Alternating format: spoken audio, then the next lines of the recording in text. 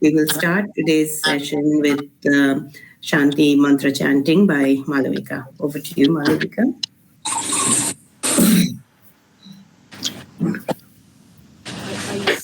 Before starting, I somehow couldn't transfer you that one. Maybe you can transfer from the book. I couldn't transfer. No problem.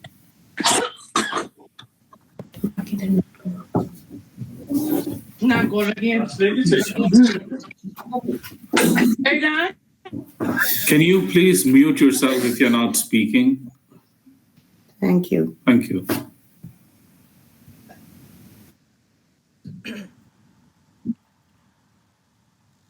Om Shang No Mitra Shang Varunah Shang No Bhavatar Yama Shang Na Indro Brihaspatihi Shang No Vishnu Rukramaha Namo Brahmane Namaste Vayu Tvameva Prataksham Brahmasi Tvameva Prataksham Brahma Vadishyami Hitam Vadishyami Satyam Vadishyami Tanmamavatu Tadvaktaramavatu Avatu Mam Avatu Vaktaram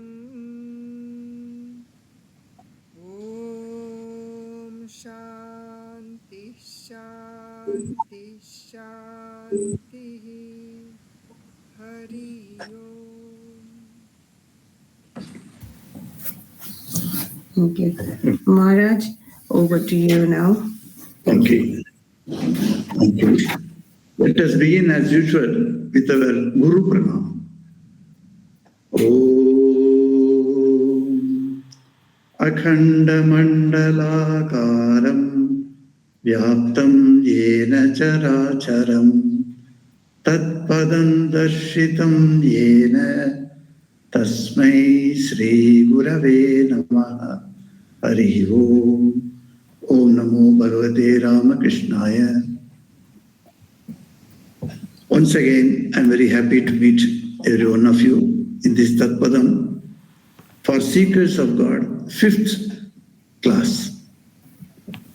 In this session, we will continue as usual the text of a book. The book name is For Seekers of God. A very beautiful book for all types of sadhakas. Means whether a person is a householder or a mere brahmachari or a monk. For all types of people, this book is very helpful in our day-to-day spiritual practices. So, we have been reading this book for the last 4 classes, and we are in the page 5. Page 5 of the book for Seekers. So those who have got the book, you can refer to that. 5th page, we have to begin this reading. Swami Shivanandaji was by nature very tapasvi. That means who likes to be in a very lead an austere life. That type of Swamiji, he has been moving place to place, and at different places he stayed, he did his tapasya, and somehow the Belur Math wanted him to come back to Belur Math from Kashi, Kankal, etc., where he was moving, and then he came to Belur Math. After the passing away of the first president, Swami Brahmanandaji, then the presidentship responsibility came on his shoulders. So Shivanandaji became the second president of the Ramakrishna order. And during that time, thousands and thousands of people had come to him. He used to interact with them. They used to ask questions. Some of these conversations that are done in Belur Math and other few places are noted down by a few devotees also. And they were all finally submitted to Belur Math. And one Swami Apurvananji, who wrote down, collected all those conversation writings, and then he formed it a book. So this book is very interesting. It comes in Bengali, it is in two parts, part 1 and part 2. In English, of course, it's only one part. And this book, we are using it for our Tat Padam class. Now, as you know, Tat Padam has got another class also by me, that is on the second Sunday of every month. So we have made it this second Sunday and fourth Sunday so that people may not remember the dates, but at least they can remember which, according to the calendar, which Sunday, 6th or 5th. Sometimes in some months, 5 Sundays are there. So you don't know, if you say last Sunday, it may go to 5th Sunday also. So better to have, so second Sunday and fourth Sunday. Fourth Sunday, we are having the reading and reflections on the book for Secrets of God. Likewise, on second Sunday, we are not having any book for our reading purposes, but I have been telling about the dedicated disciples of Sri Ramakrishna, who are none of the monastic members, but non-monastic devotees of Sri Ramakrishna. So we have been teaching them. So now we'll see, today Prithvish is not here. He is away from his country. So Malay has come in his place. So I will request Malay to start reading from the para, a monk of the order said. Yeah. From that. Thank you, Maharaj. Yes. Thank you, Maharaj. A monk of the order said, Maharaj, should we not sometimes leave the monastery and go somewhere else for the practice of austerity and meditation?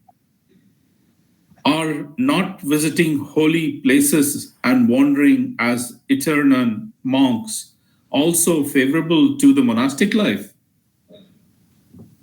Yes. So the question, by first reading itself, you know, the question is very relevant to any monk who has left his home and hearth and have joined an order and becoming a monk, and then staying in one place, doing all his activities as an offering to Sri Ramakrishna is one side that we learn, and then we are there. But somehow the monk's inclination towards going around the places of pilgrimage is very much there in every monk. Otherwise, a person would not have left his home at all. The very fact that a person leaves his home and goes for wandering shows that he has got that wandering attitude. That attitude has to be fulfilled. So, in ancient time onwards, monks going around the places of pilgrimage has become one of the spiritual practice for the monks, as well as for the householders. Only thing, householders cannot be taking frequent leave from their household duties and go for pilgrimages. So once in a year, in most of the Bengali families in Calcutta, I have seen, once in a year, they do go out to some place. And of course, slowly, it has now become a places of pilgrimage. Not only that, places of entertainment also have been added.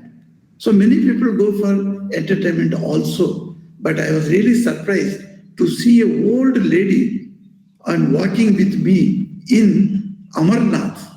When I was going to Amarnath caves, she was also walking with me, aged lady. At that time, I was only half of my age now. At that time, she was my more than half of my age. So that you can understand, she was walking. And I asked her, she said, every year she has made it a point to visit a place of pilgrimage, somewhere in India. However hardship it may be, it doesn't matter for her. So some people have got this attitude, this aptitude to go for pilgrimage. So every monk goes like this and staying in the monastery for a long time and then doing the activities, okay. But when you go outside, there are certain positive advantages in that. For 3 months, I remember once I left our ashram in Ranchi and I went for 3 months wandering. And the purpose is that I should not take any money with me. And wherever I get whatever food, I should accept without any questioning, without any demand. Whatever comes to me, that I should accept. So the 3 months wandering, we go and you find it's a positive advantages. One is your attachment to the place where you are staying, that goes away. Secondly, your dependence on Sri Ramakrishna, who is taking care of you, that comes in.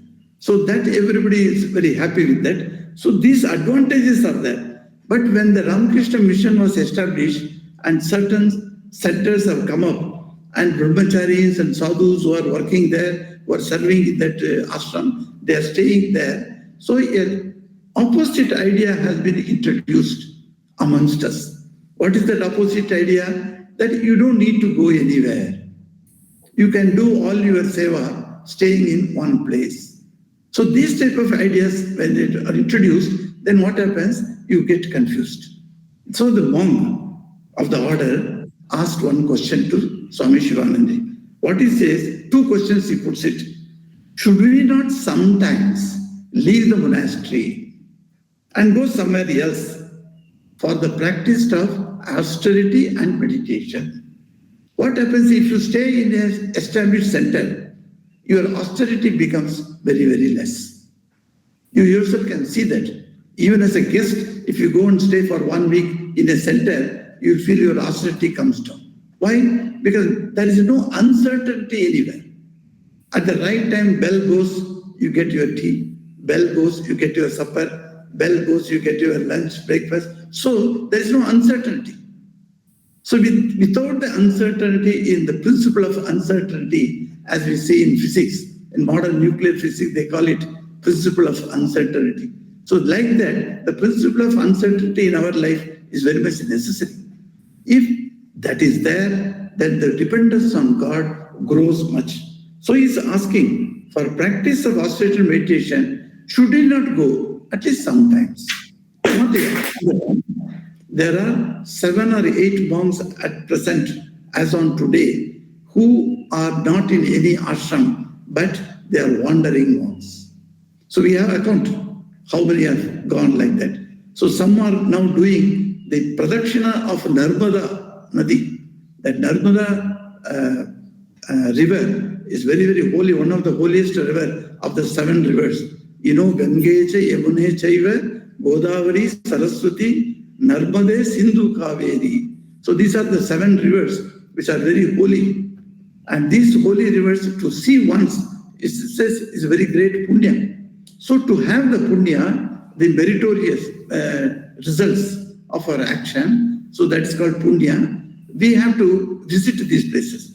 So 7 months already they are moving around Narmada now. So you can see that without any money in your pocket, and you are moving in villages after villages, and you beg for the food, and whatever food you get, accept it.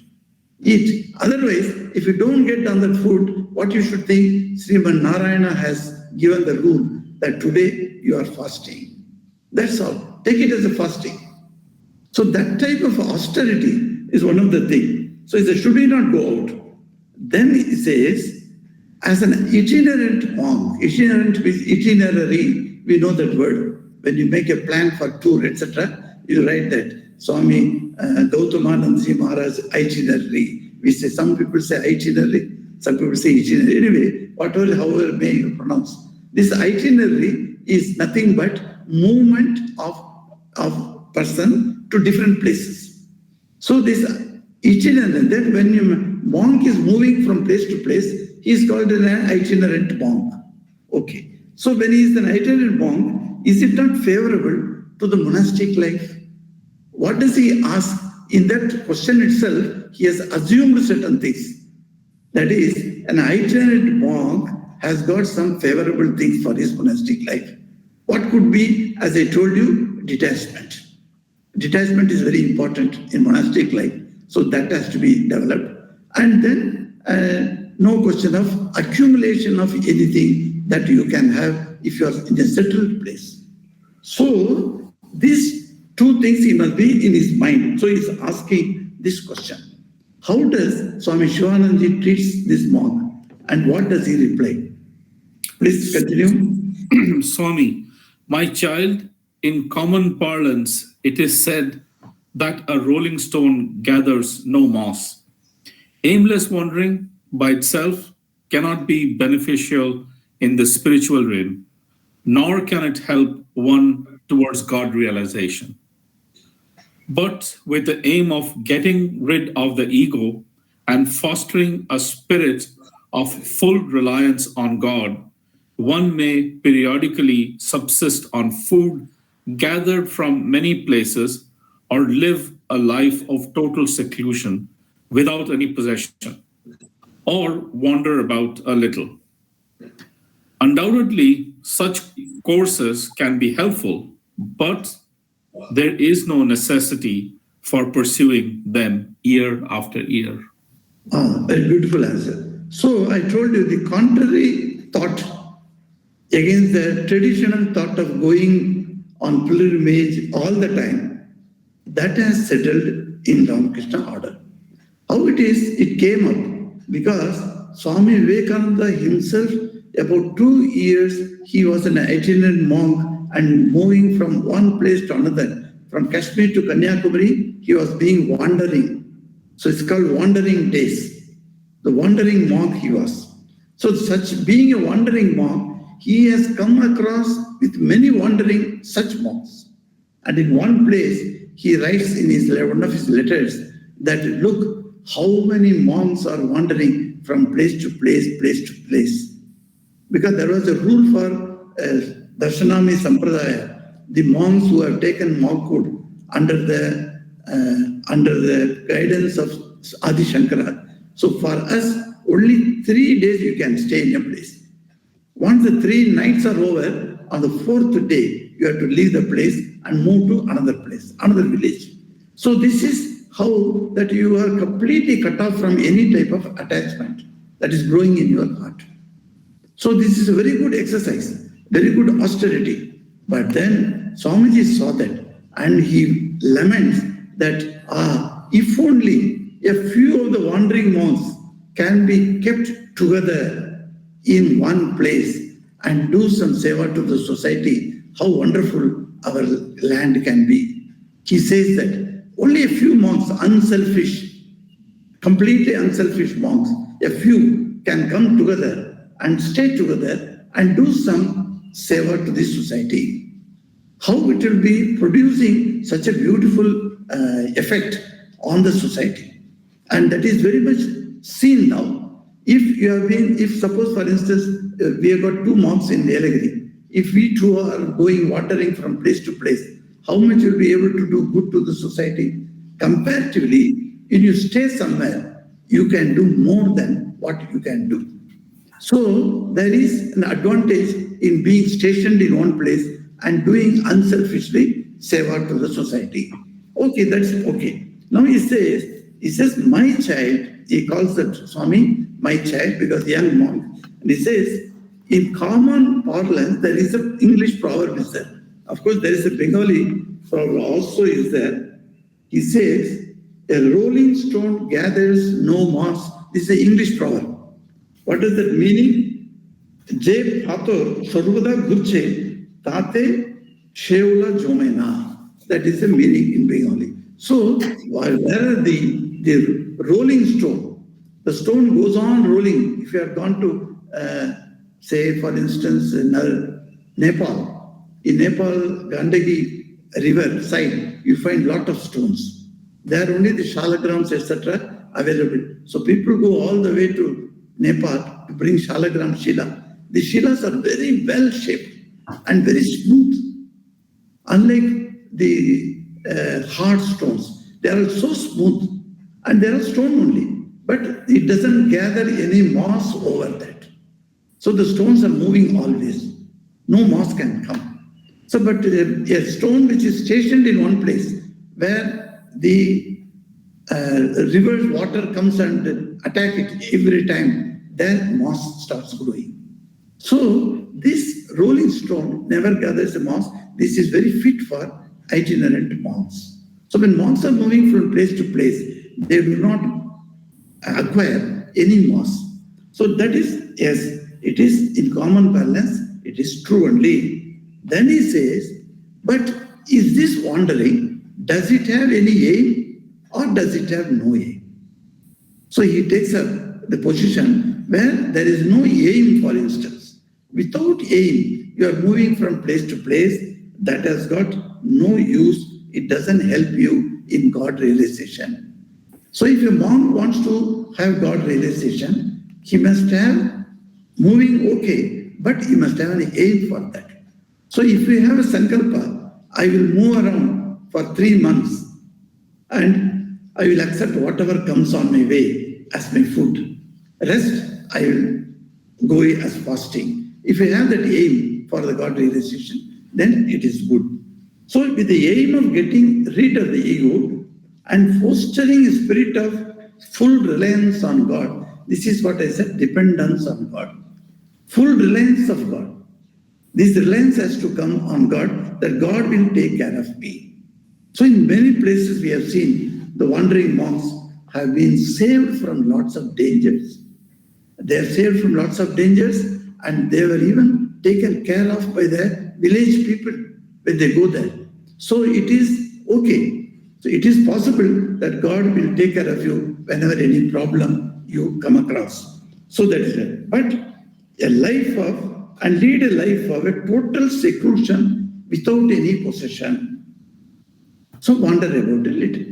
Okay, wandering is okay. A little you can wander about, nothing, no problem will be there. And you have a total seclusion will be available.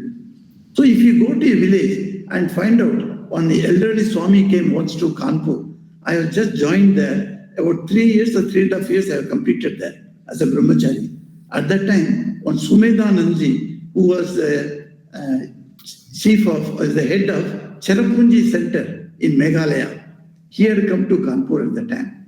And he was very jokingly talked to me, and very loving Swami. And he said, come with me.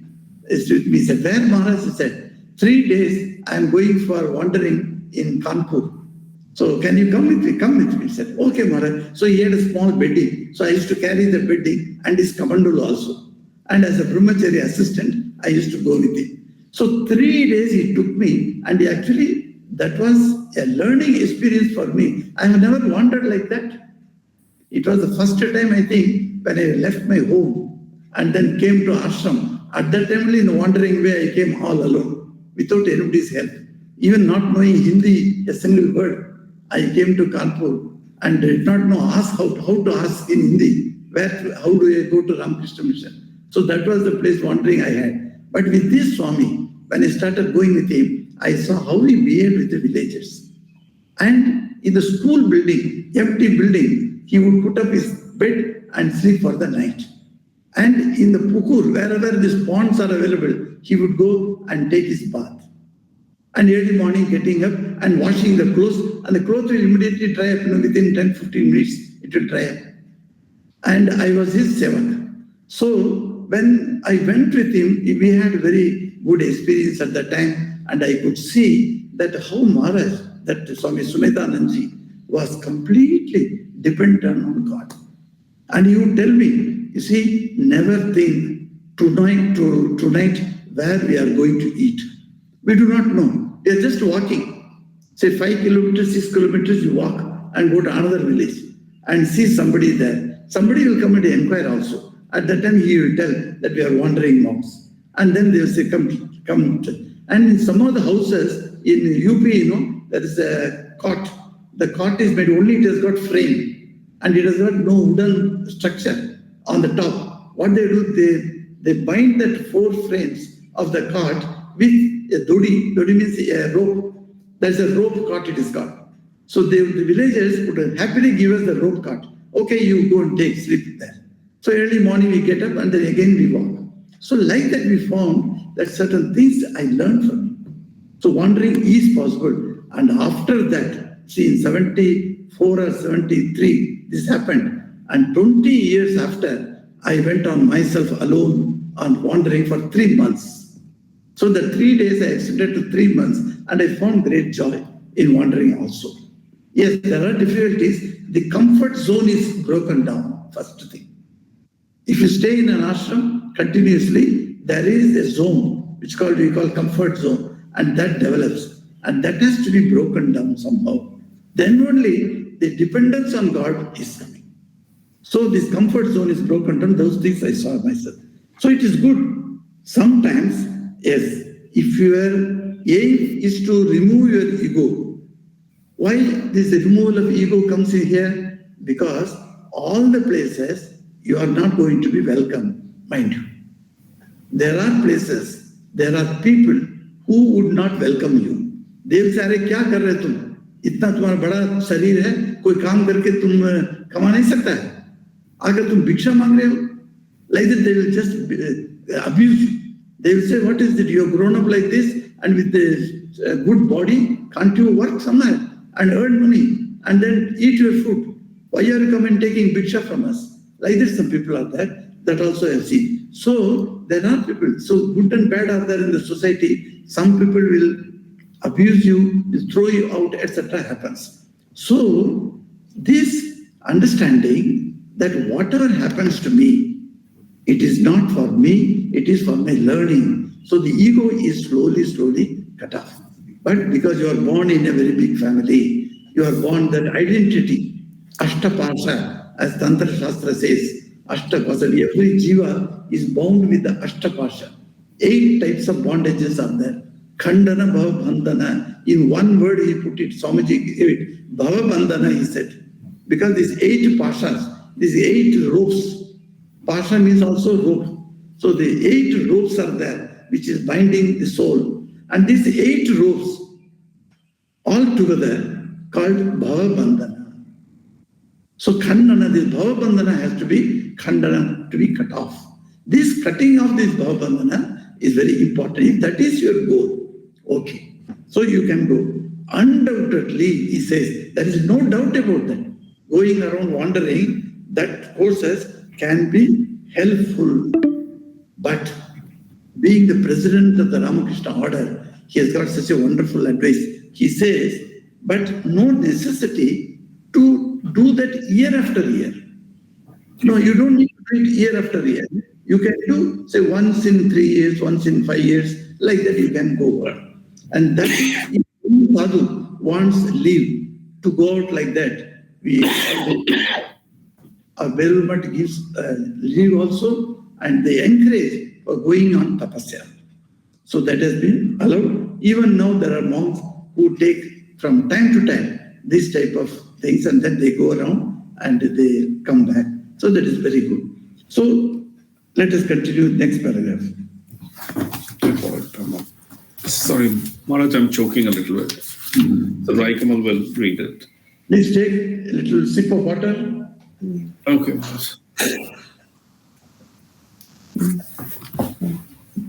Thank you, Pranam Maharaj. Swami Adbhutananda used to say, where would you roam? Children of Sri Ramakrishna would stay in one place. It is very true. He who has peace within is peaceful everywhere. And where would you go and why? He, the Lord, is within. That is why the Master often sang. Shall I go through this, Maharaj? Read the poem. Stay by yourself, O my mind. Why wander here and there? Look within in the inner chamber of your heart. You will find whatever you wish there. He, the invaluable philosopher's stone, can fulfill your most cherished desires. You know not, O my mind, what treasures lie strewn at the entrance of the mansion of the Lord. Ah, beautiful song. So Sri Ramakrishna used to sing this, and he would advise that, oh my mind, please go deeper into that, within yourself, and everything is available here. It's a beautiful Bengali song Sri Ramakrishna used to sing. Apnate apni teko mon, jeo nako karo gore. Don't go to others' houses, means other places. You be within yourself. That song is a very beautiful song. And in Ranchi, I used to hear from our Brahmachari Maharaj, who used to have a good singer. And I do not know, any of these devotees who are here can sing that song? Just one paragraph of that song. Anybody knows this song? Apna te apni theko mon. Jeo naku kore. I do not know whether, because there may be some singers in the group here. Of course, they may be feeling, or even if you know, you may be feeling, oh, I have not prepared it, I have not earlier practiced this. All those things will come in. So they may not sing. Okay, anyway, the song, what does it say? Stay by yourself, O my mind. Why wander here and there? Yes, Sarojini, would you like to say anything?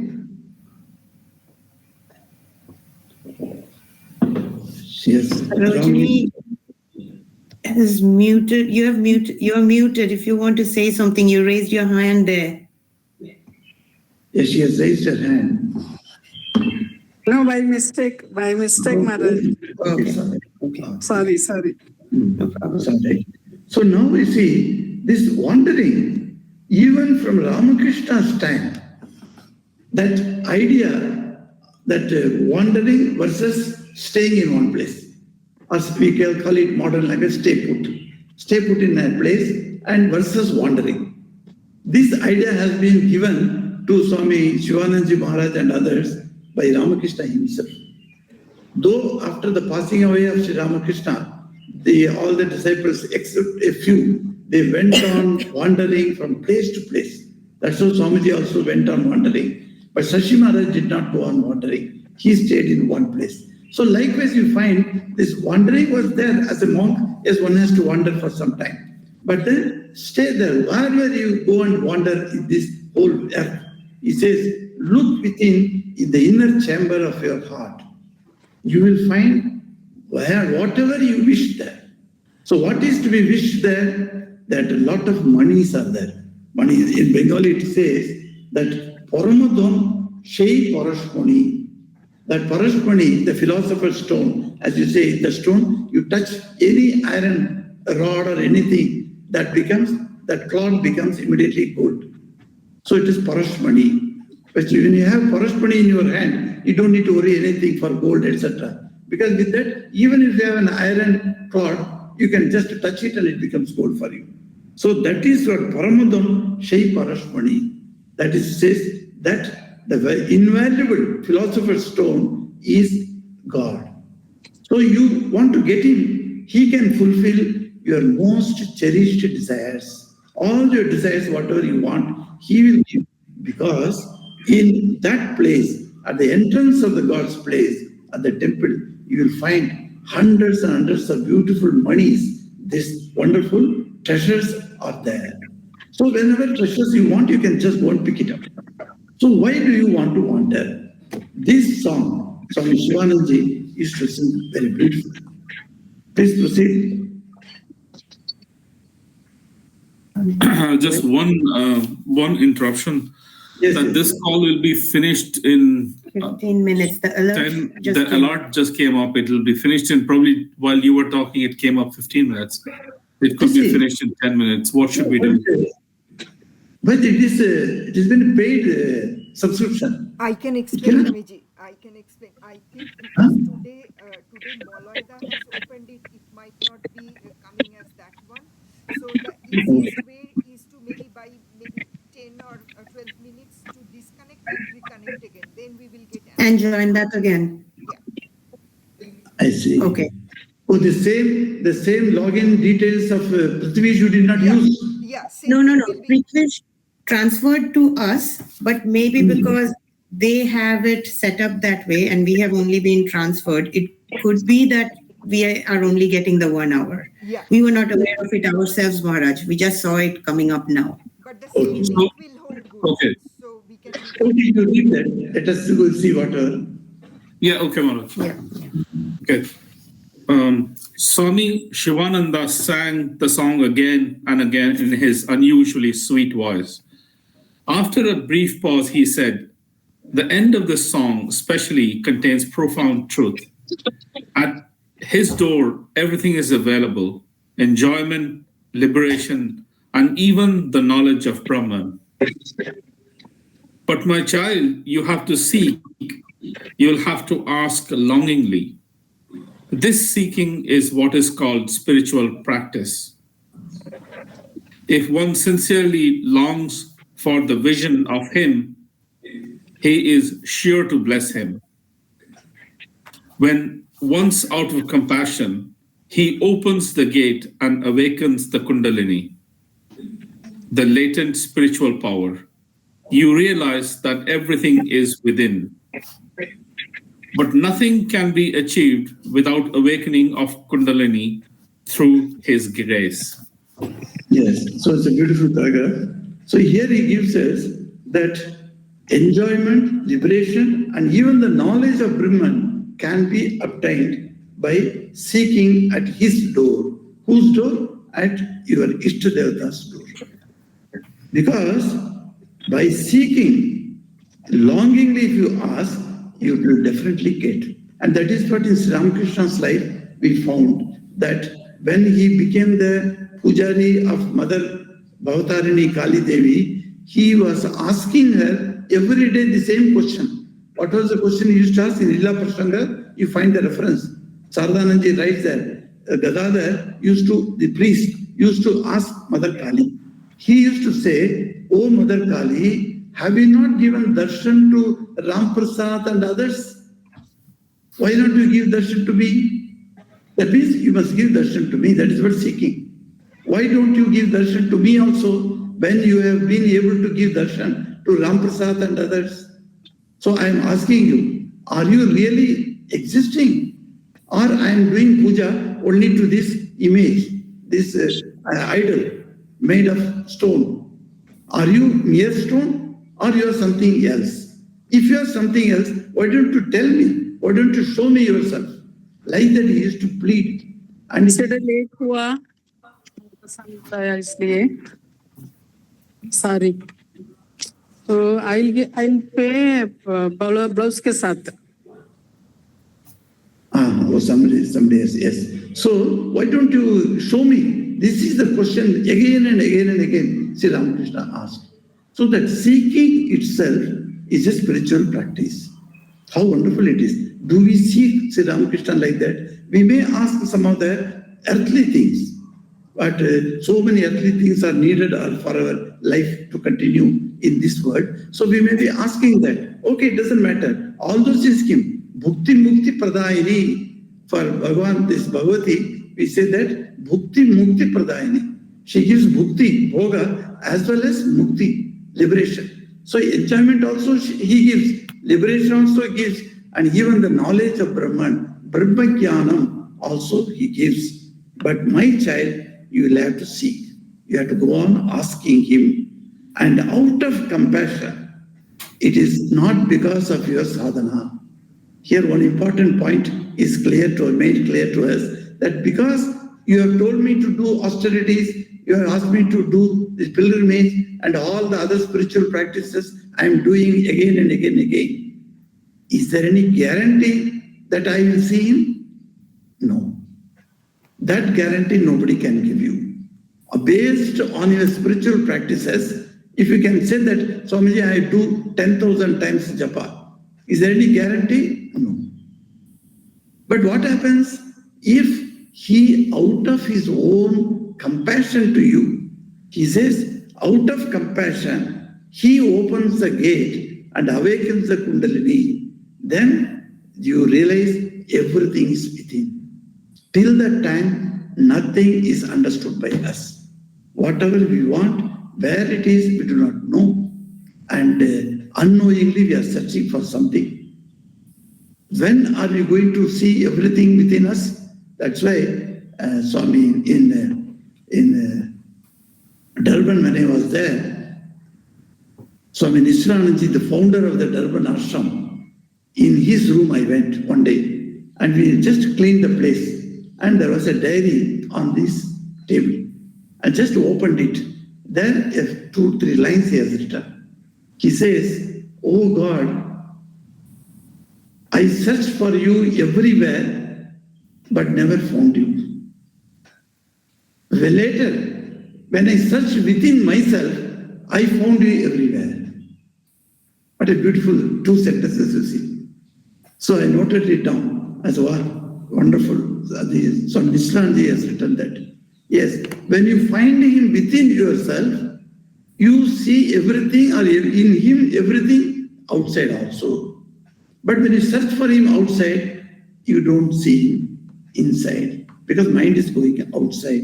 So he says, and that also, this realization comes out of his own compassion, not according to your quantum of the spiritual practice that you have done.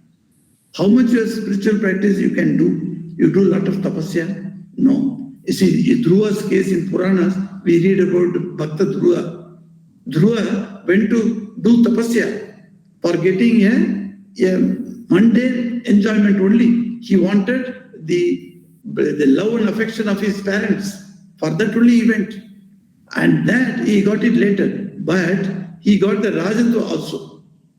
And everything he got. But he was doing Kator tapasya. And every day his mother, who is a queen, used to bring food for him in the forest.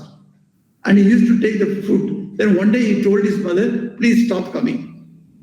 I will take, what you will eat then? I will eat the fruits that are available here. Plenty of fruits available in that forest. Okay, she accepted and went away, and she never came back. And then he used to eat fruits. And then fruits have got some season. Not all the season, all the fruits will be there. So when the season of non-fruits time came, he didn't have anything. So he started eating the fresh leaves that were coming up after the rainy season. So fresh leaves he would take. I've seen even Bandor, that is monkeys, they eat the fresh leaves. So the fresh leaves he used to take. Like that Kator tapasya he did, Narayana did not appear to him. It is when Narayana, out of compassion, he decided to appear before him, then he came in front of him. So it shows that any type of austerities... A devotee. Yes, Swami Brahmananda used to tell us the same thing. He would say it is only when Kula Kundalini, the coiled up spiritual energy, awakens at his place in Mooladhara and moves upward through Sushumna, that is the gate to the knowledge of the Brahman opens. Yes, just a minute. Somebody's asking for the link. Yes. Now, he says, without the great compassion of the Lord, nothing happens. If the compassion of the Lord happens on me, then what happens to me? It opens the gate and awakens the Kundalini. He introduces a new term here. So far in this book, we have not got this term. In this page number 6, we have got this term, Kundalini. When the Kundalini is awakened, then you realize everything is. So devotee is now coming in here, and he is telling, yes, Swami Brahmananda used to tell us the same thing. So he is a devotee of Swami Brahmananda, he used to go and have satsang with him, and Swami Brahmananda also used to tell the same thing, he says. What is the same thing? What way it is? He said, he would say, it is only when Kula Kundalini, the coiled of spiritual energy, awakens at its place in Mooladhara and moves upwards through Sushumna, that the gate to the knowledge of Brahman opens. This is something, a beautiful concept that we get in Raja Yoga. This is called yoga practices. In yoga practice, we come with certain technical terms. Though we can say in Bhakti Marga also, we can use this term. But those things we are not going to. Exactly, you do not know how to place it, those terms. Sometimes we mix up these terms. And when we are talking about Bhakti, we take some terminology of the yoga. And sometimes we are talking of yoga terminology, we take some terminology of Jnana Yoga. So like that we may be mixing, but those things will create confusion only. But this Kundalini, this very word, this belongs to yoga terminology. So in yoga, what does it say about this Jivatma? So we know that we are all Jivatmas and there is a Paramatma. and that Paramatma Jivatma union is called yoga. It can be done either by knowledge, that is Jnana Yoga, or by bhakti, by devotional practices, or by karma yoga, by activities. So any of these yogas we can adopt, and we can make our this jiva atma into merge with the Paramatma. So now this is a broad general that spiritual map we have got. Now under this yoga terminology, there are some other things that happen in the body of the individual soul. So when I am there, it says I am supposed to meditate. So when I meditate, there are certain changes that happen on the mind, and there are some changes happening in the body also. So these Raja Yoga specialists, they are studied so well that they could understand what are the changes that happen in the physical body as well as the subtle body within physical body. So we know that according to Puranas that we all have three bodies.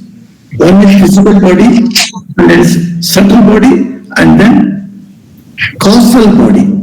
There are three bodies, causal, Karana Sharira, and physical body is Sthula Sharira. Then the subtle body is called Sukshma Sharira. So in the Sukshma Sharira, when it is having a physical body, the Sukshma Sharira pattern, the Rupa, the form of the Sukshma Sharira will be exactly like the Sthula Sharira. That means some light is put inside my body, and whatever the container is there, according to the container only the light will be there inside. It is like that. So the Sukshma Sharira is taking the shape of the Sthula body, and it has been there. Now, if you have, say, eyes in the physical body, concurrently in the Sukshma Sharira, there is a place where the eyes are located. What type of eyes? Not the physical eyes. The power to have vision, that is located there. Likewise, the entire body, all the parts of the body are simultaneously within the Sukshma body also. So in the Sukshma body, there are certain things happening during the yoga time, during the meditation time. And those things are reflected sometimes in the body also, physical body. When it spills out in the physical body, that means it comes out as a disease. That's why people are very much afraid to practice this Raja Yoga. Swamiji warns every sadhaka, if you want to practice Raja Yoga, you must have a guru in front of you. Otherwise, don't take up this risky type of sadhana. It's very highly risky, because when the Kundalini starts rising in the Sukshma body, there will be collateral effects on the physical body. Horripilation, they say, palpitation, horripilation, or getting unconscious, falling down, and unable to raise his hands and feet. All these effects will be coming when such Kundalini rises. At that time, some physical body, they are not made to stand or handle this type of experiences. Why? Because of different types of eating habits. So Swamiji says, if you want to practice Raja Yoga, you must have absolute vegetarian food. He brings there the importance of vegetarian food. Because the body has to be made by vegetarian food. What happens? The body is made prepared to handle certain situations that come from the effect as the effects of Sukshma Sharira.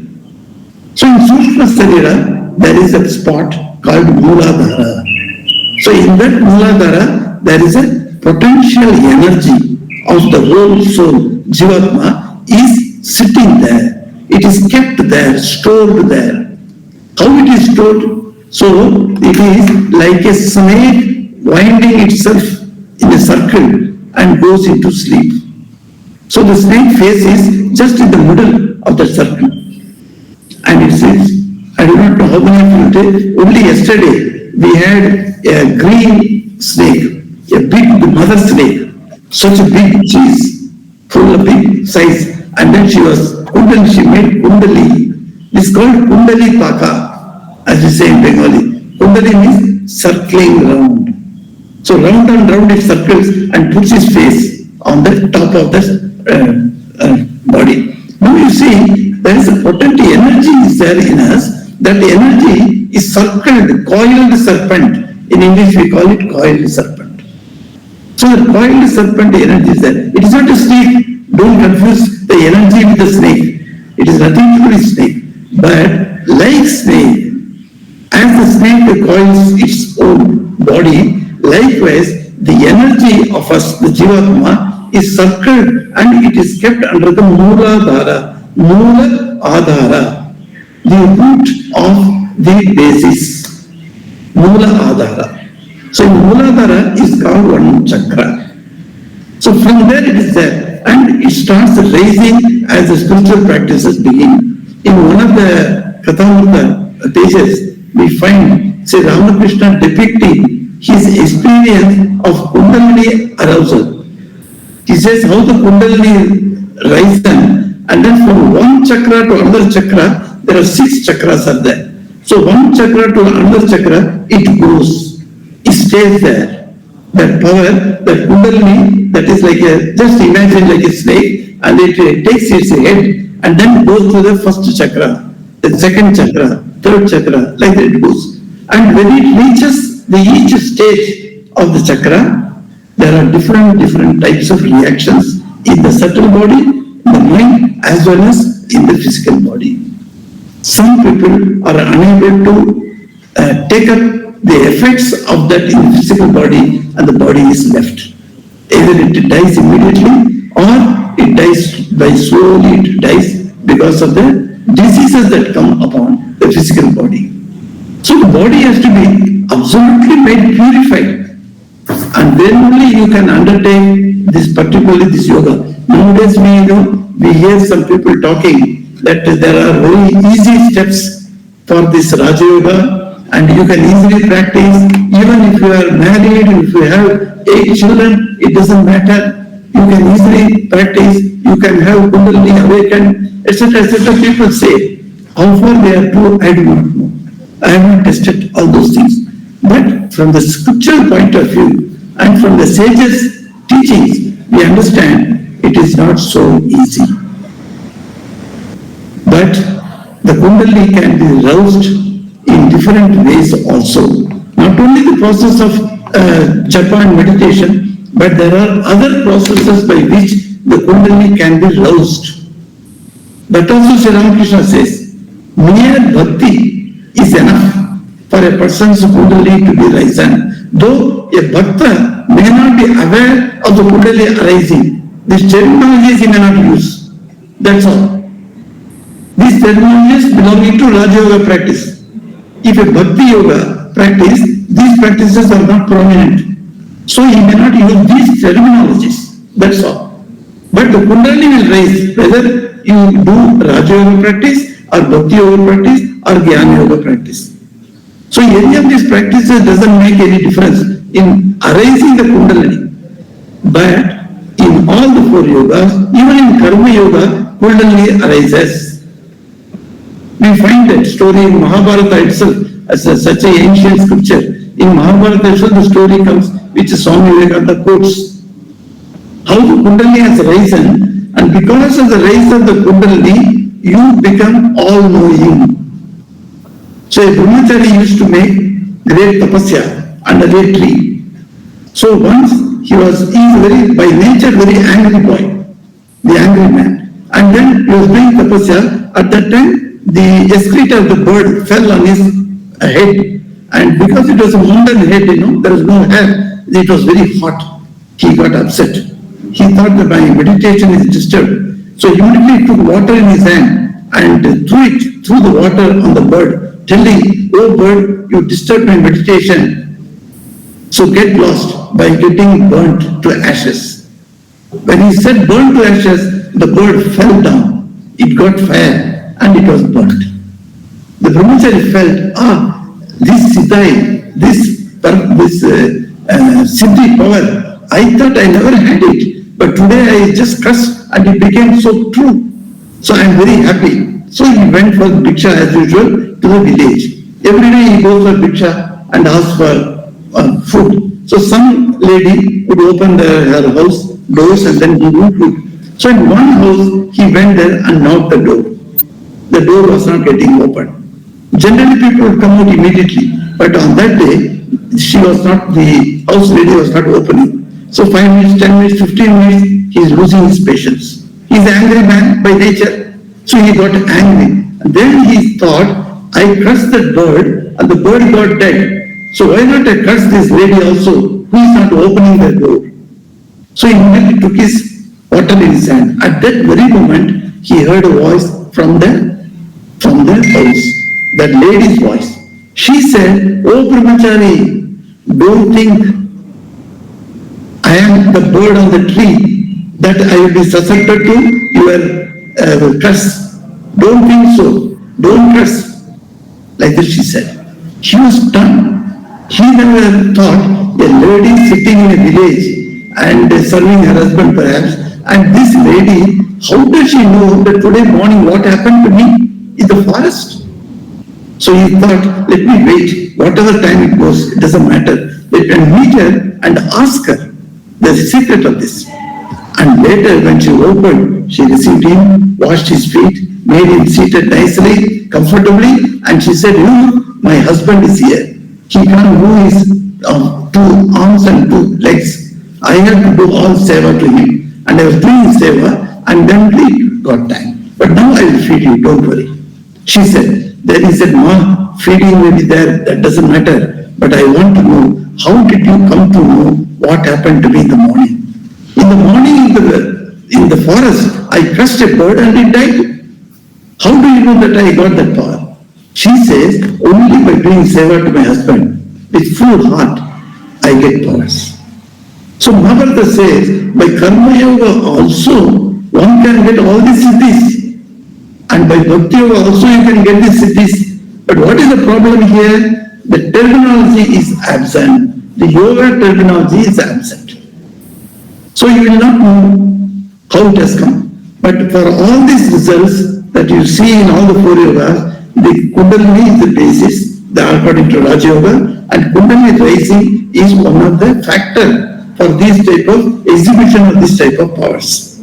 So you may get all these types of powers even as a normal man in a householder life, but it doesn't matter. The power has come means by your dint of tapasya and by His grace. Always keep in mind, God's grace must be there for the Kundalini to rise. Merely by your efforts, the Kundalini is not going to rise. So we request God's grace also. By His grace, so the Kundalini rises. Yes, Pranam, anything you want to say? Maharaj, what is the physical manifestation of this Kundalini arousal? Yes, that I told you, there are 6 chakras are there. When Kundalini goes from one chakra to another chakra, there are different types of repercussions that are happening in the Sukshma body, the Sukshma Sharira, within you. And that will spill out on the physical body also. One of the effect is the horripilation, as Ramakrishna observes. The whole body is shaking. So your hands are shaking, feet is shaking, your head is shaking. People will think that you have become mad, but they don't know Kundalini has risen. If the physical body is made to a standard of facing the challenge of that effects, then only you remain normal. Otherwise, your body gets easily depleted of its power, and then it suffers. That's why without Guru's guidance, you should never practice this type of very serious sadhanas. Yes? Maharaj, you were saying earlier on that Swamiji said that to perform this kind of yoga, it is important to the food that one consumes. Yes. Is the fact that you're consuming vegetarian food, is that related to increasing your sattvic features, or how does that relate? Yes, correct. You touched the right point. because there are three types of food is told in Gita also. Tamasic type, Sattvic type, Rajasic type. So whatever type of food is taken, the body starts changing its molecules. So even to the molecule level, these effects go into that, in the body. So this is very much necessary. But in other yogas, for instance, Karma Yoga, you don't need to be having sattvic food all the time. Why? Because that type of reaction is not going to come. The physical body is slowly adapting to the different adjustments to the mind. Some Swamis I have seen who were born in Bengal, who were used to take fish, they at a particular stage of their life, they stop completely everything and they become vegetarian. I used to make fun with them, why you have become vegetarian? Such a nice magur match, that very, the best match is available, fish is available. Why you can't take that? He said, no, the probability for eating fish is gone, he says.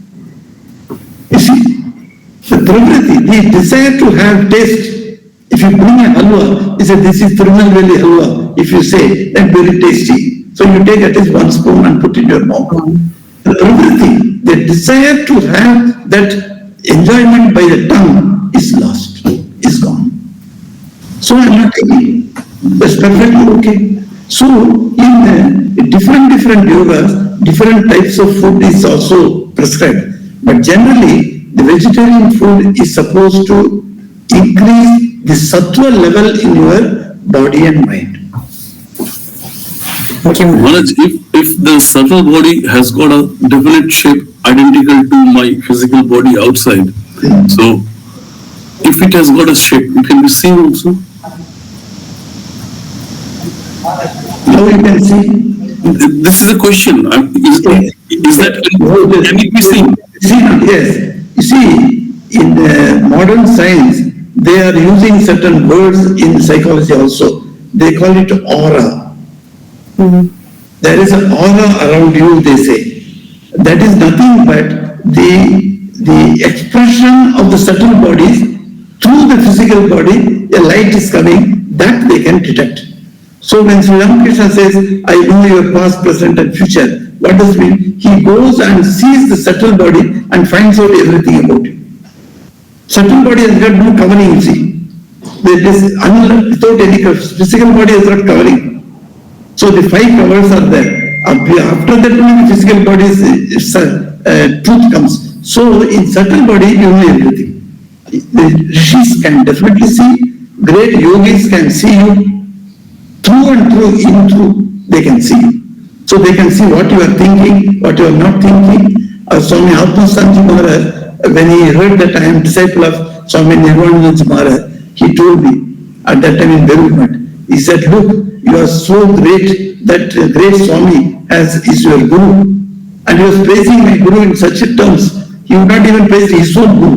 That time he is praising. And then I was listening to as a brahmachari and quietly listening to him. And then he said, look, one important thing about your Gurudev, I am telling you, don't think that he doesn't understand anything about you. When I used to go to him, I could clearly his eyes penetrate my body and go into the subtle body level and knows everything about me. Nothing I need to tell him who I am, what I am type of, or what is my nature, nothing I need to tell him. He understands everything because his eyes have that penetrating look and it can go into that. So when you go before a Guru, be careful, with prayerful mood, with a lot of good thoughts, you must go there. If you have any other thought, he will find it out. And he is going to penalize for that. So don't worry that. Present day monks, do they have power like the one monk I'm speaking to right away? It's a question. Should I say yes or no? Because we don't want to advertise to the world that we have got such and such powers, etc. Then we don't want to address. But there are devotees who they themselves understand such powers are there in the monk or not. I have seen many devotees telling me that my Guru had this power, like that they say. So devotees can understand what this monk is and how much he can do his progress, etc. But a monk should never say himself that I have got these powers, I can see you clearly, etc., etc. We, at least in the Ramakrishna Mission tradition, we do not speak like that. We are rather even Trimadapi, that bhava is where take. We are lesser than the grass. So we do not want to claim any such powers, but I have seen with my own eyes some of the monks in our order, after the passing away from my Gurudev, some other monks who have such capabilities. Yes, I have seen. Yeah, I also have the same experience because some monk telephoned me. He has not seen me in my life. Yes. And he says, Pranam, I know you. I said, how do you know me? He said, I know you. So Yes. that is the personal experience I have. Yes, it can. Today, recently, Swami Gautamanji Maharaj, who has become president of our order, he was in Chennai Met all these years. About 26 years he was there in Chennai Met. And one devotee, that lady's husband got a terrific cancer or something, and he has to be immediately operated. And it requires a huge money, 5 lakhs, 6 lakhs, like that. She needed money.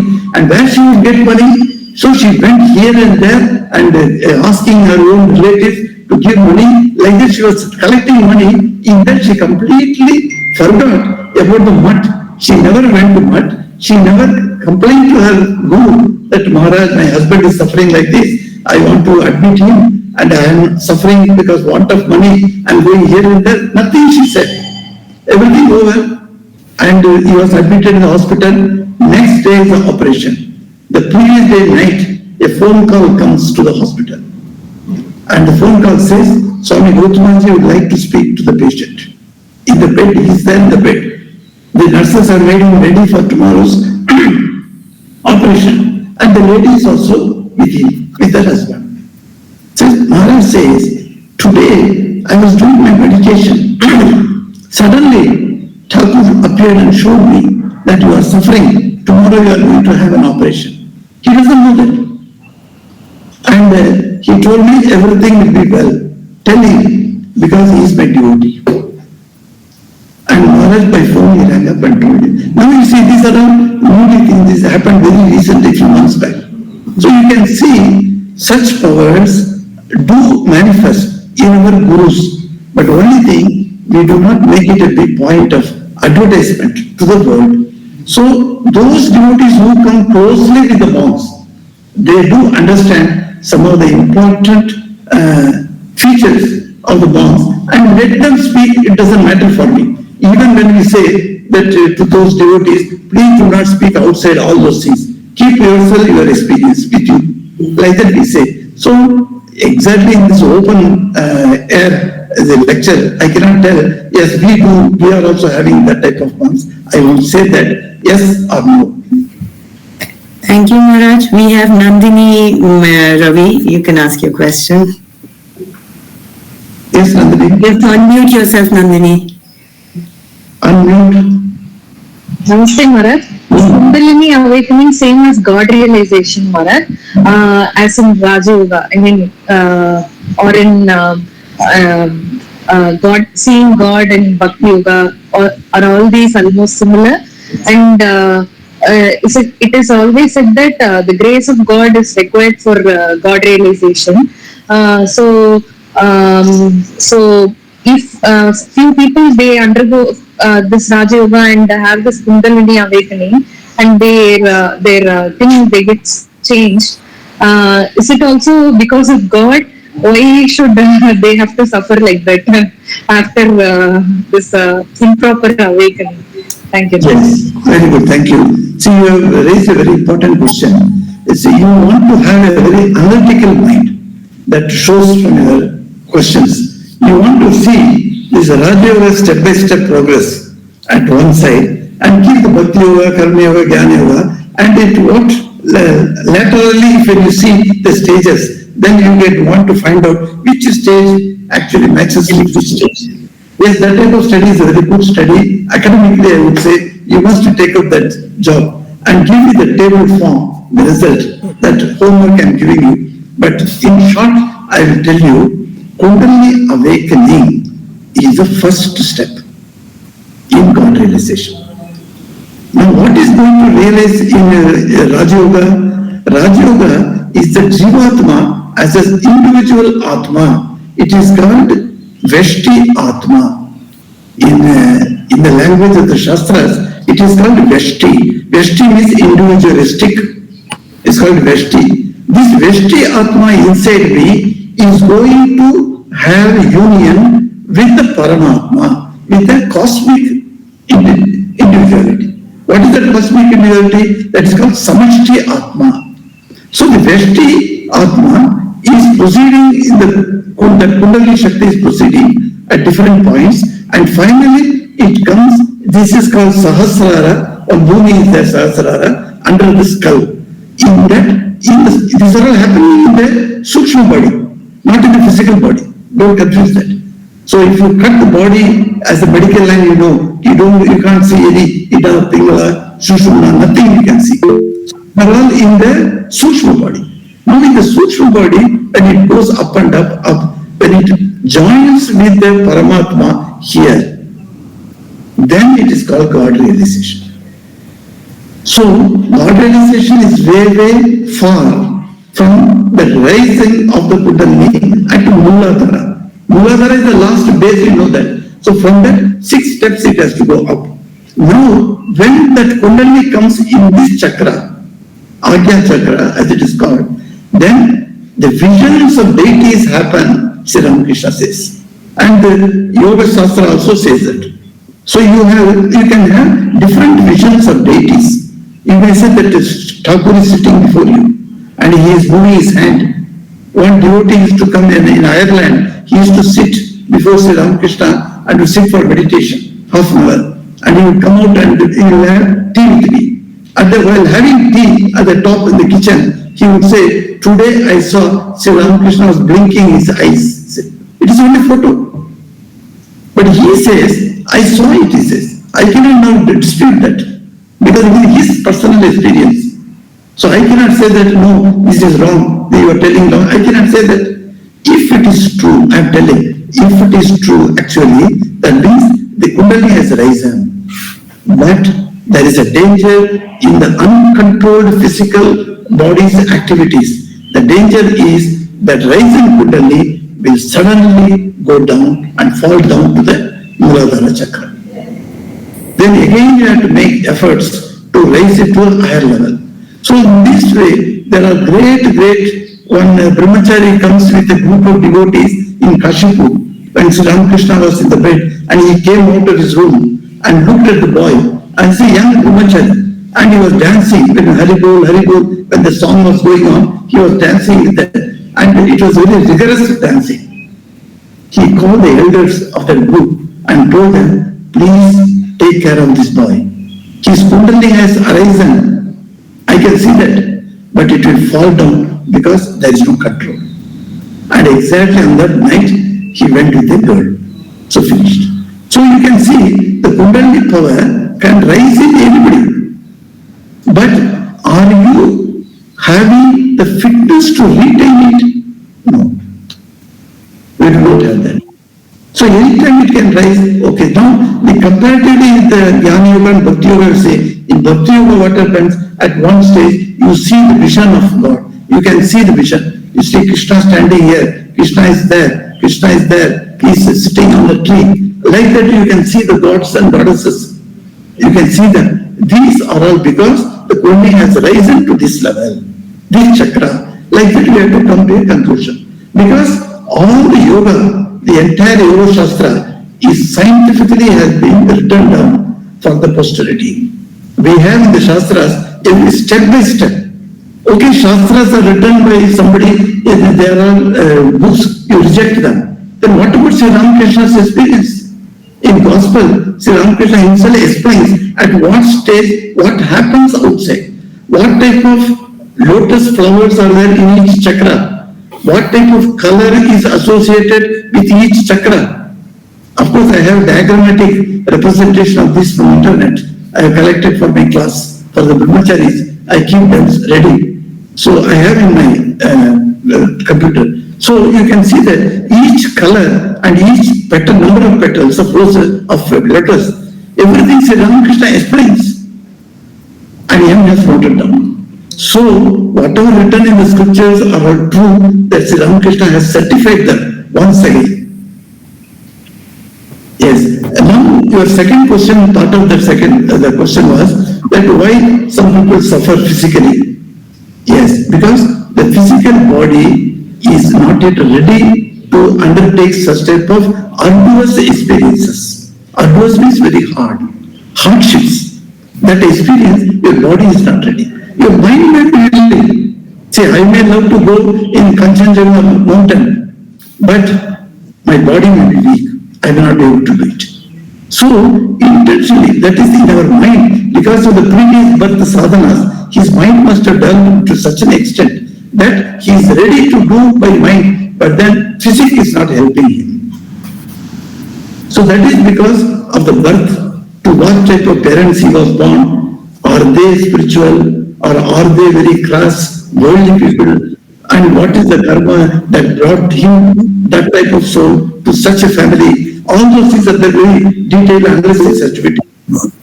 Is that they are not going for? Yes. Thank you. We had Indrani who had raised her hand earlier on, but it went away. Indrani, do you still have a question? Yes, thank you, Maharaj. So, Maharaj, you said that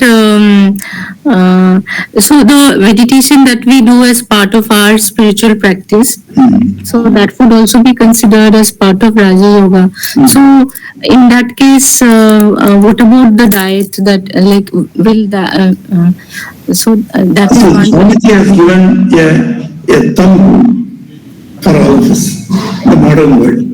He does not say divide the diet into sattva, rajas, tamas, and got into the complications of which should be classified as tamas, which should be classified as rajas, etc. He is going to simple thumb.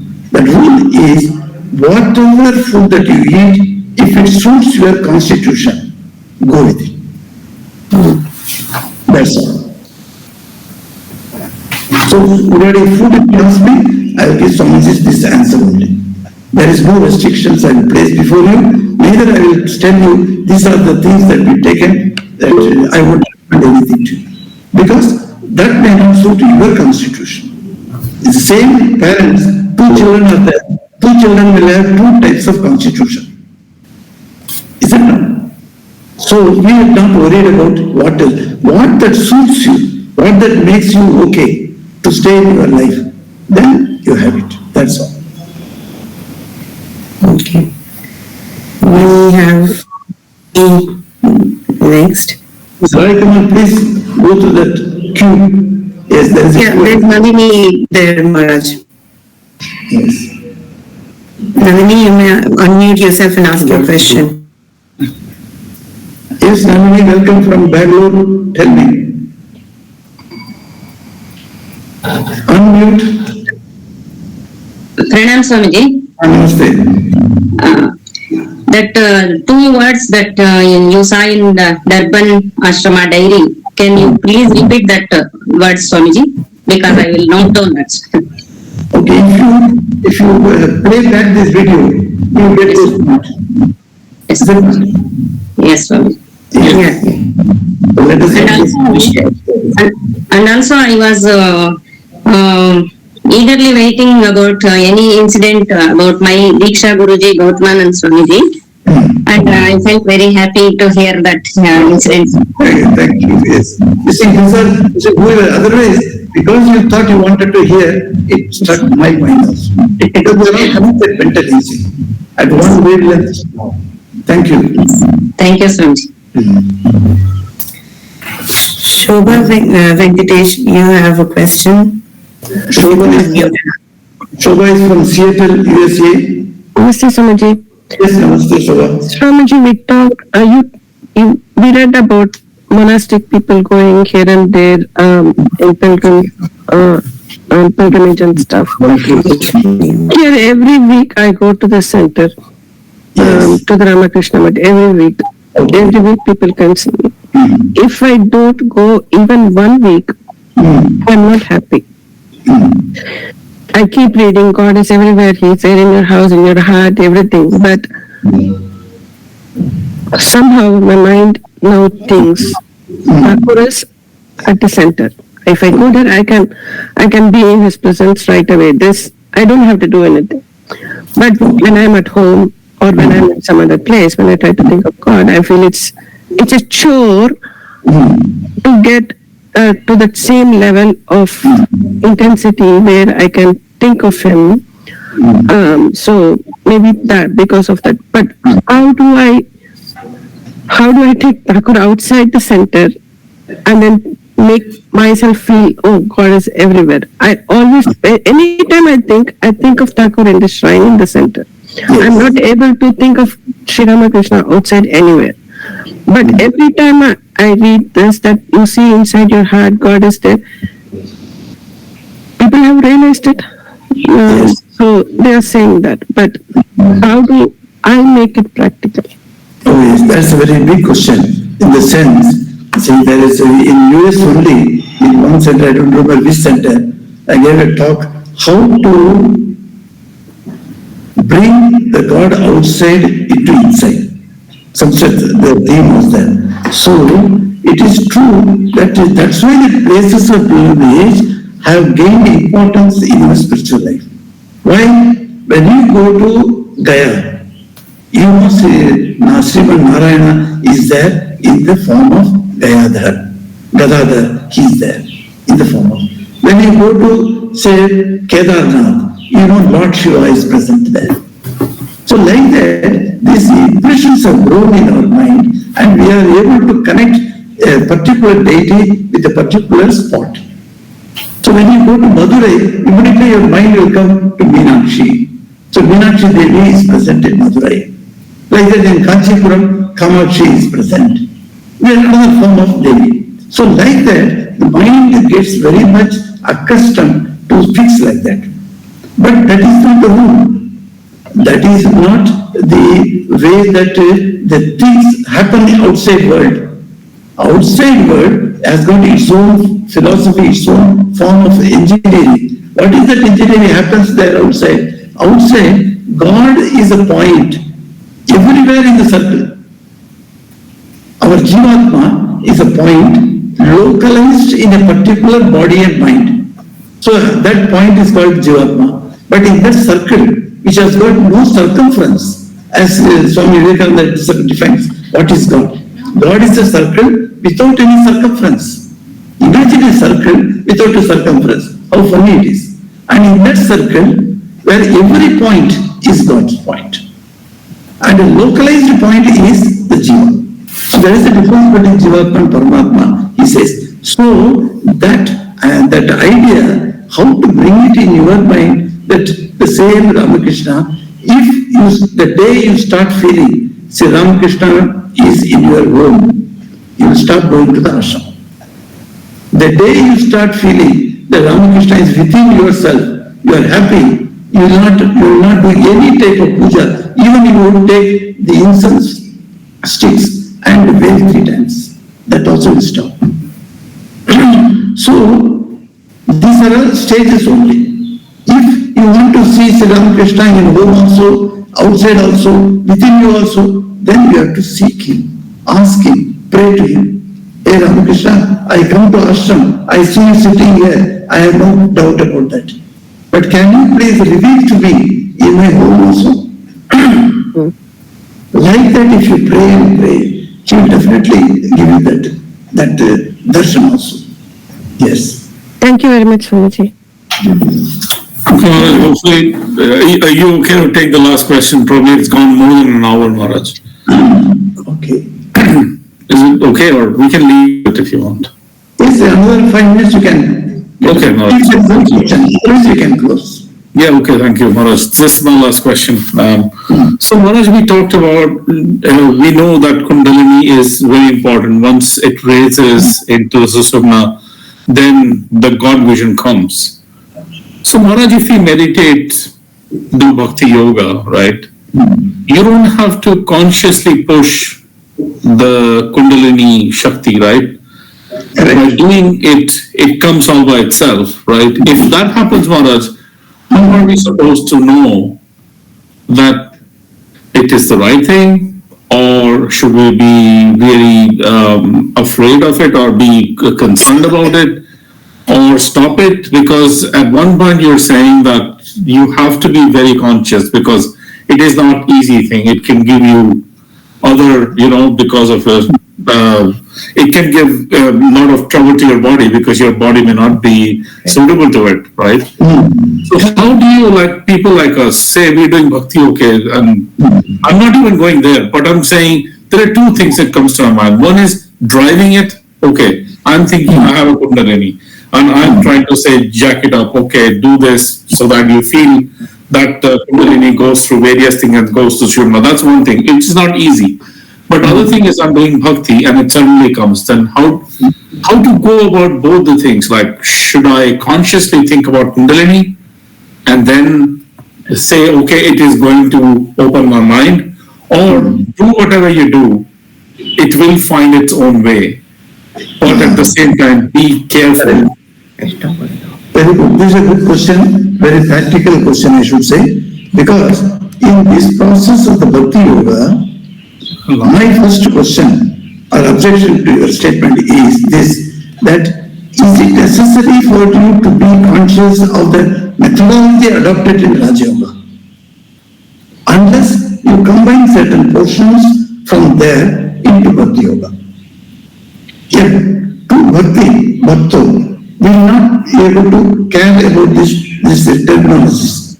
Neither he is interested in how what chakras he is passing through. It is not necessary for him.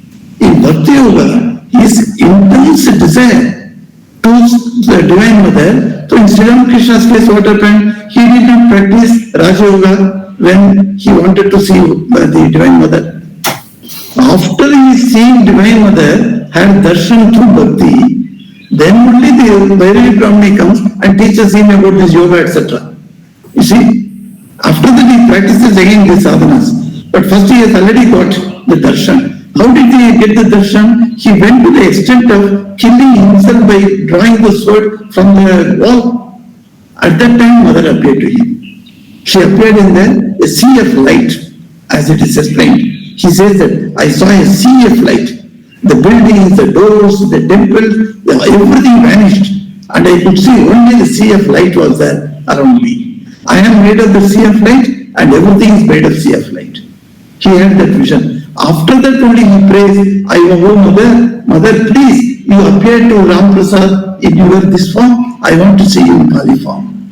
Then Mother comes, talks to him, stays with him, walks with him. All those things happens. So, Saguna Sakara, as we say in Jnana Yoga, that position he reached without undergoing any of these Raja Yoga process, etc. Later only he undergoes and he learns about all these things. So, in Bhakti Yoga, you don't need to be unnecessarily concerned about what is happening in the Raja Yoga processes. It is not necessary. But if you are intelligent and you would like to have comparative study, as Dr. Nandini was telling, in Bhakti Yoga and Raja Yoga, what are the parallel things she wants to know. So those things have to be studied, then you require. At least for study's sake, intellectual sake, you can have it. But in Bhakti Yoga, those things are all provided by the God who is within you. Because he is only guiding you. There is no one else from outside, there is no Guru. In Raja Yoga, you require a Guru in front of you to guide you. But in Bhakti Yoga, you don't need any outside Guru, because God within you, he is guiding you. And he will tell you when, what you should to adapt. To that, your body will be adapted or not. If the body is not ready yet to receive the bhava, then the bhava will be delayed a little. So in that way, he will take care of you. You don't need to worry about what is happening to you. Thank you, Maharaj. Thank you, Maharaj. This call will end in another 12 minutes. So, But right now, I saw somebody else said that they wanted to ask. There was, Maharaj, I had seen Chitra had raised her hand long back, but then that has gone. So I do not know whether Chitra's question has already been answered or it just kind of, after a time, the raised hand goes. So then, Parameshwari, you asked whether she's still there. Parameshwari, oh, Malavika. I do not see Parameshwari here, Maharaj. Okay. I'll have a quick look. No, Up there. no, Maharaj. Only Malavika, I see a hand raised. So, we just have 10 minutes just to let everybody know. Sorry about that. In part of the story, when Bharat was speaking about the previous session about Dhruva, so he was just eating leaves and God was like God didn't reveal himself. Then the Google Meet got disconnected, so I didn't know what happened after that. So that is the question to Swamiji. You were telling about Dhruva's tapasya in the first session. Yes. That did not complete. No, that did not complete it. But then by the time it got disconnected, and disconnected for me also. Yes. So, and then starting with the new topics. Okay, yes, what happened was, he started eating the leaves. So the fruits are gone, so leaves he started eating. And then the leaves are also gone, the fresh leaves are gone, now the old leaves are coming fallen down. Now he took the dried up leaves as his food, he started eating. And he was doing tapasya after this katur tapasya. Then he used to do sitting on the rock, he used to do the tapasya, but he found, no, this is not enough. So he went and stood for several hours in a day, except the sleeping time, he would stand. Now standing, katur tapasya it was, but his whole feet was burning. And then he started standing on one leg he took up, and then he was standing. So he thought, by doing katur tapasya, I can draw Narayana somehow to me. That is what he thought. At that time only Narada comes, and Narada tells him, hey my boy, this is not the way to get the God, because you have to think God inside, and you are thinking God is sitting in Vaikuntha, and he is going to come from Vaikuntha. No, that is not there. He is within you. He will come in front of you when you are ready. So, by Katora Tapasya alone you can't get him. You have to develop love for him. Call him with your all heart and call him, then he will come. So that happened because God thought at the time, that is Narayana thought, let me give him compassion, my compassion. So Narad comes. So Narad coming is his compassion to him. And then he starts feeling love for God, then God appears to him. So that is why I said, these austerities are very good to chasten your mind, to make your mind and body fit for austerities. That's very good. But that is not all in all. That is what Shivananda Maharaj says, why you want to go and wander everywhere? We have created a big ashrama. You stay here, you have your food, nothing to worry about your food, about your clothing. Think all the time about God. That is enough for you. You practice the presence of God in this ashram itself. That is how we used to guide the young monks who were interested in going out. You know, some of the monks who defied Mahapurush Maharaj's rules and then went out, perhaps they never came back to ashram. What happened to them? So like that also has happened. So it is good to have a particular knowledge about austerities and the scope of austerities and the scope of austerities in the present age. If you understand that, it's very good. So people have upas on Ekadashi day, very good. We always support that. Yes, one day, in 15 days, you don't eat and see how your body reacts, how your mind reacts. Here when Swami has come now from Shillong, he is doing tapasya here. And at night, after 5 o'clock, he doesn't eat anything. Then morning breakfast only he will come. And he is spending his time in quietness. His puja, part, etc. he is doing. So likewise, one can do tapasya in several ways. And your mind and body will get accustomed to that austerity, then it is good. Otherwise, don't unnecessarily tire your body and with hardships. That is what Sri Ramakrishna says. And in one place he says, I have done 4 anna. 16 annas I have done. You don't need to undergo again all the 16 annas. You do 1 anna, that is enough. Or 1 pice of that 1 anna. That is enough, he says. So he has done great work for us in the modern world. Yes. Thank you, Maharaj. And apologies again for the disturbance in today's session. Thank you very much, Maharaj. Pranam Maharaj. Om Shanti Shanti Shanti Hari Om Tat Sat Shri Ram Krishna Pranamastu. Durga Durga to everyone. Durga Durga. Thanks, Maharaj. Pranam Maharaj. Pranam.